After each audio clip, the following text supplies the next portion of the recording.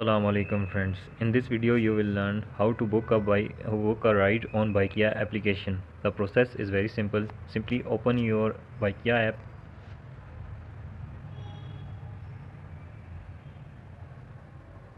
So when the application is open, simply tap on the ride option.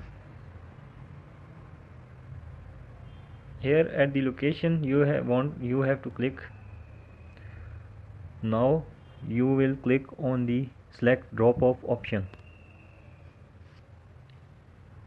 So here you will search your location. From here you can search. So here we search blue area.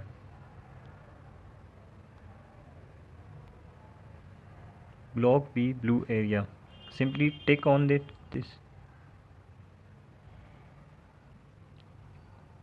So the rupees is shown 156 to 188. When you will tap on the go option, the ride will come to you.